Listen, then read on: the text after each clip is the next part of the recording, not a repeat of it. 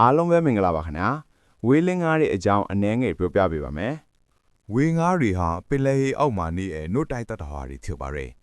ငါးတွေလိုရေထဲမှာနေပြီမဲ့ငါးမဟုတ်ပါဘူးသူတို့ကလူလိုအဆုတ်နဲ့အသက်ရှူကြပါတယ်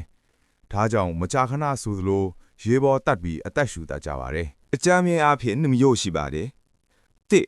သွားရှိတဲ့ဝဲလငါ tooth whale ဥပမာ dolphin orca killer whale sperm whale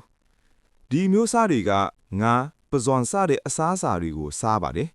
အတန်လိုင်းနဲ့ရေထဲကအရာတွေကိုသိနိုင်တဲ့ echolocation အသုံးပြုနိုင်ပါတယ်နှစ်တွားမရှိတဲ့ဝေလငါ baleen whales ဥပမာ blue whale humpback whale krill လိုအလွန်တင်းငယ်တဲ့သတ္တဝါလေးတွေကိုစားပါတယ်ပါဇက်ထဲမှာ baleen လို့ခေါ်တဲ့စစ်ကာတီးများရှိပါတယ် blue whale ဟာကမ္ဘာပေါ်မှာအကြီးဆုံးတတ္တဝါဖြစ်ပြီးတော့အရှည်က30မီတာနဲ့အလေးချိန်တန်180တိရှိနိုင်ပါတယ်ဝေလငါးတွေဟာအတန်ကြီးများစွာထုတ်နိုင်ပါတယ်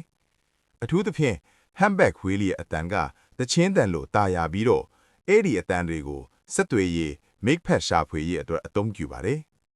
ဝေငါးတွေဟာပတ်ဝန်းကျင်ထိမ့်သိမ်းရမှာအရေးပါပါတယ်ဝေငါးတွေဟာပင်လယ်အစားအသောက်စနစ်ကိုထိမ့်သိမ်းပေးပါတယ်ယခုအခါ